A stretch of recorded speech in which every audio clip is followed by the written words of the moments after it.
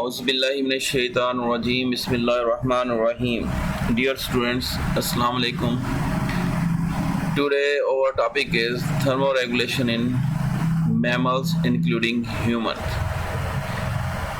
तो पहले तो इसमें रेगुलेटरी स्ट्रेटजीज आ जाती हैं कि ये कैसे काम करता है। तो मैमल्स जिसमें ह्यूमंस भी शामिल हैं अपने बॉडी टेम्परेचर को एक नैरो रेंज में मेंटेन करने की सलाहियत रखते हैं।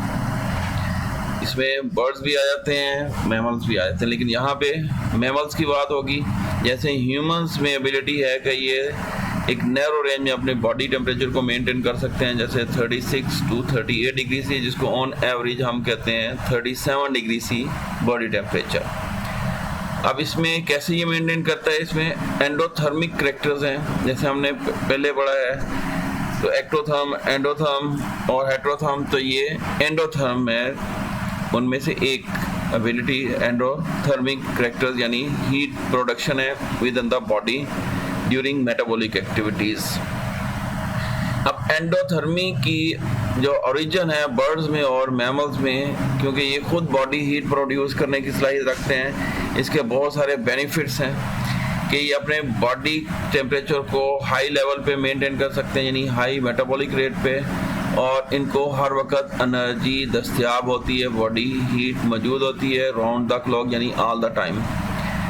तो इस तरह से इनमें एबिलिटी आ जाती है कि ये किसी भी किस्म के एनवायरनमेंट को अडाप्ट कर सकते हैं, किसी जगह पे भी आसानी से रह सकते हैं दूसरों की निस्बत, दूसरे एनिमल्स की निस्बत। तो अडाप्टेशन में हेल्प होगी और फिर ये असिस्ट करती है अपने वाइड डाइवर्सिटी एंड डिस्ट्रीब्यूशन, कि इनमें बहुत सारी डाइवर्सिटी पाई जाएगी, मुख्तलिफ किस्म के अक़साम में पाए जाएंगे और डिस्ट्रीब्यूट करेंगे, फैले होंगे थ्रू आउट द वर्ल्ड, मुख्तलिफ रीजन्स में दुनिया में, चाहे वहाँ पे बहुत ज़्यादा ठंड है चाहे बहुत ज़्यादा गर्मी है। ये एबिलिटी इनको इस काबिल बना देती है कि ये कोई भी रीजन को अडॉप्ट कर सकते हैं। तो ये डिफरेंट ऑब्जर्वेशन से साबित भी हो गया है। अब ये जो रेगुलेट करते हैं rate of metabolic heat production, इसको बैलेंस कैसे किया जाता है? बैलेंस इसी तरह से है कि बॉडी जो है वो इर्द गिर्द के एनवायरनमेंट से कितनी हीट गेन करती है और इर्द गिर्द के एनवायरनमेंट में हीट को कितना लॉस करते हैं, यानी लॉस एंड गेन को बॉडी हीट के मुताबिक वो एडजस्ट करने की सलाहियत रखते हैं इर्द गिर्द की एनवायरनमेंट या सराउंडिंग की निस्बत से। फिर खुद जो हीट प्रोडक्शन करते हैं अगर, तो ये दो वेज यहाँ पे डिस्कस किए हैं, इनको अंडरलाइन कर लेना है, मोस्ट इम्पॉर्टेंट है। अब हीट प्रोडक्शन का रेट जो है इंक्रीज़ किया जाता है किस तरह से? मसल कंट्रैक्शन से।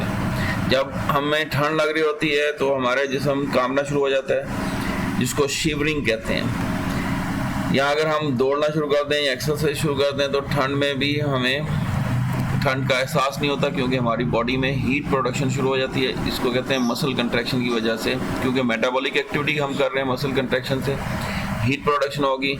इस तरह बॉडी हीट प्रोड्यूस करेगी तो हमें ठंड का एहसास कम हो जाता है, यानी चाहे वो शिवरिंग से बैठे रहें और जिस्म कांपने लग जाता है और मसल कांपने लग जाते हैं, जिससे वो शिवरिंग कहते हैं। तो दोनों सूरतों में हीट प्रोड्यूस होगी और इसी बेस पे इसको नाम देते हैं शिवरिंग थर्मोजेनेसिस।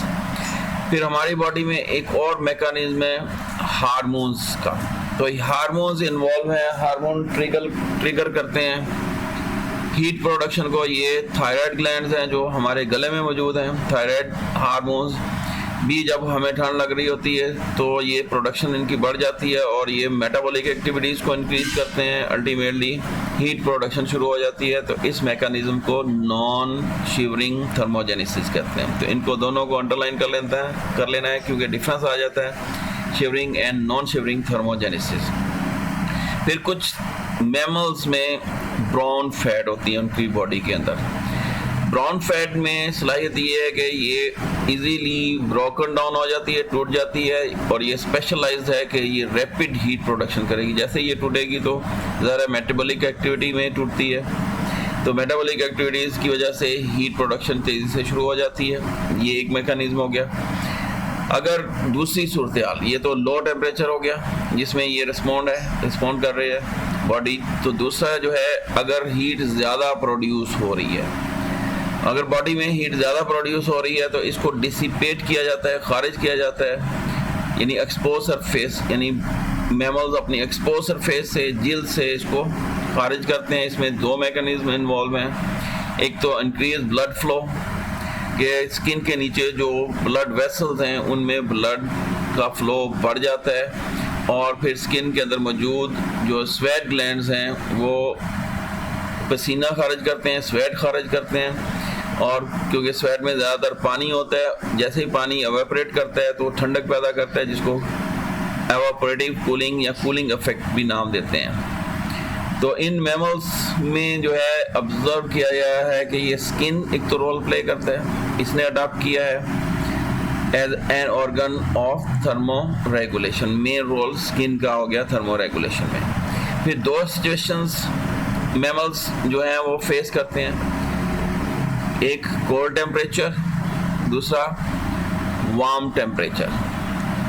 कि कोल्ड टेम्परेचर में ये कैसे रिस्पॉन्ड करते हैं, इन्होंने अडाप्टेशंस कैसे की हैं, और वार्म टेम्परेचर में कैसे इन्होंने अडाप्टेशंस की हैं। तो कोल्ड टेम्परेचर में मैमल्स, डिफरेंट मैमल्स में डिफरेंट मैकेनिज्म हैं, वेरियस मैकेनिज्म इन्वॉल्व हैं जो बॉडी हीट को रेगुलेट करते हैं, मेंटेन करते हैं, कि इर्द गिर्द के एनवायरनमेंट के साथ हीट गेन और लॉस के साथ, यानी एक्सचेंज के साथ ये मेंटेन करते हैं। इसमें पहले तो वैसो डायलेशन और वैसो कंस्ट्रिक्शन आती है।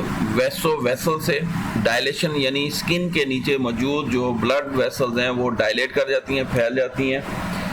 इनके फैलने से ब्लड फ्लो बढ़ जाता है। ये गर्मी की हालत में होता है, गर्मियों में, ताकि हीट, बॉडी हीट जो ज़ायद है निकल जाए। जबकि वैसो कंस्ट्रिक्शन सर्दियों में होती है, ठंडी जगह पे होती है।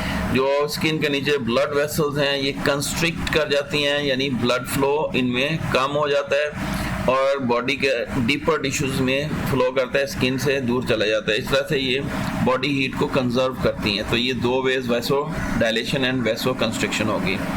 तो ये अफेक्ट करती हैं हीट एक्सचेंज पे, कि कब एनवायरनमेंट के साथ हीट एक्सचेंज करनी है, कब नहीं करनी, and may contribute to regional temperature differences. ये रीजन टू रीजन, यानी इलाके से इलाके का जो फ़र्क है टेम्परेचर का, उसमें ये अहम किरदार अदा करती हैं एनिमल्स में। अब फ़र्ज़ करते हैं कि कोल्ड डे है, ठंडा दिन है, ठंड आ गई है, तो ह्यूमंस टेम्परेचर जो है, बॉडी टेम्परेचर सेवरल डिग्री गिर जाता है बाजुओं और टांगों में, जबकि बाकी बॉडी का, जिसको हम ट्रंक कहते हैं, उसका टेम्परेचर निस्बतन हाई होता है, मेंटेन रहता है 37 डिग्री सी पे, लेकिन बाजुओं यानी आर्म्स और लेग्स का टेम्परेचर गिर जाता है। तो इसकी मेन वजह है कि ट्रंक के अंदर वाइटल ऑर्गन्स हैं और फिर वाइटल ग्लैंड्स हैं, और ये एक्चुअली यही ग्लैंड्स जो है फिर हीट प्रोडक्शन में इन्वॉल्व हैं। इसलिए हमारी बॉडी तो गर्म रहती है, लेकिन बॉडी पार्ट्स जैसे बाजू और टांगें यह निस्बतन सर्दियों में ठंडी रहती हैं।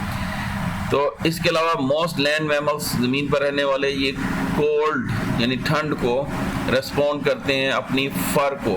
सर्दियों में देखा होगा कि एनिमल्स या इवन हमारे ह्यूमंस के बाल भी खड़े हो जाते हैं ठंड में। बर्ड्स हैं, परिंदे हैं, तो वो भी अपने पर फैला लेते हैं। मकसद इसका ये होता है कि ये हवा को ट्रैप करते हैं। हवा के जो है थिकर लेयर जब ट्रैप हो जाती है बालों में या परों में, ये स्टील लेयर होती है, और एयर जो है ये एक इंसुलेटर है। ये बॉडी हीट को इर्द गिर्द के एनवायरनमेंट में ज़ाया नहीं होने देती, डिसिपेट नहीं होने देती। इस तरह से ये एक गुड इंसुलेटर है between animal and skin, animal skin और सराउंडिंग के रेफरेंस से। तो ह्यूमंस मोस्टली रिलाई ऑन है। जबकि ह्यूमंस की बात करेंगे तो ह्यूमंस की स्किन के नीचे एक पतली सी तह होती है फैट की, जो इंसुलेट करती है स्किन में और इर्द गिर्द की एनवायरनमेंट के दरमियान में हीट एक्सचेंज को। तो जहाँ तक तो टेम्परेचर का राइज है कि जिसको हम बियर कर सकते हैं, तो ये हमें हेल्प करती है बॉडी हीट को लॉस होने से।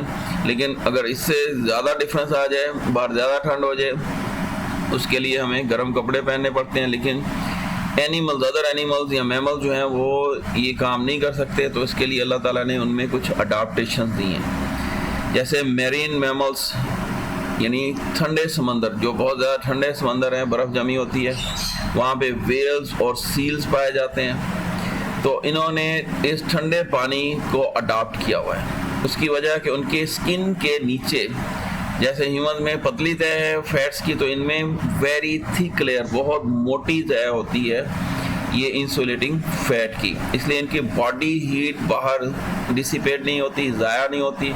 ये जो मोटी तह है यानी very thick layer of insulating fat, इसको ब्लबर कहते हैं। ये अंडरलाइन कर लेना MCQs के रेफरेंस से। तो इस तरह से ये बहुत ठंडे इलाके में भी बड़े आराम से मज़े से रह सकते हैं। ये कोल्ड टेम्परेचर के रेफरेंस से बात होगी। फिर वार्म टेम्परेचर में क्या होता है, यानी गर्म पानियों के जो समंदर हैं, गर्म समंदर, वहाँ पे जो मैमल्स रहते हैं इनमें वैसो डायलेशन वाला ही मामला है कि इनके स्किन के नीचे जो ब्लड वेसल्स हैं उनके अंदर ब्लड फ्लो होता रहता है। इस तरह से जो बॉडी हीट है ये इर्द गिर्द के गर्म पानी में ही डिसिपेट कर देते हैं आसानी के साथ। तो आउटर लेयर ऑफ स्किन, इसके नीचे जो ब्लड वेसल है उनके ज़रिए से ये खारिज करते हैं हीट को, एक्सेस हीट को। तो ये dissipates heat from the skin surface. तो जबकि ट्रस्टियल मैमल्स हैं, जो खुश्की वाले मैमल्स हैं, इनमें मैकेनिज्म जो है एवापोरेटिव कूलिंग है, यानी इनके स्किन के अंदर जो है वो स्वेट ग्लैंड है, पसीने के गुदूद हैं। तो जैसे ही गर्मी बढ़ेगी तो स्वेट ग्लैंड्स एक्टिव हो जाएंगे और ये एवापोरेटिव कूलिंग करेंगे, यानी स्वेट ग्लैंड्स पसीना लेके आएंगे जिस्म में, और पसीने मौजूद जो पानी है जैसे ही ये एवापोरेट करेगा तो पीछे जिस्म को ठंडक छोड़ के जाएगा, जिसको एवापोरेटिव कूलिंग कहते हैं। यानी पसीना आने से जिस्म ठंडा होता है, ठंडक का एहसास होता है, इसी को एवापोरेटिव कूलिंग कहते हैं। ये one of the major temperature reducing strategy है। कहाँ पे? ट्रस्टियल मैमल्स के अंदर, यानी खुश्की पर रहने वाले मैमल्स में। फिर एक दूसरा है पेंटिंग। पेंटिंग जो है ये डॉग्स और बैट्स में पाया जाता है, इनमें ये स्किन इन्वॉल्व नहीं है। बाकी मैमल्स में मेनली जो रेगुलेट करता है टेम्परेचर वो स्किन है, स्किन एक रेगुलेटिंग ऑर्गन का काम करती है।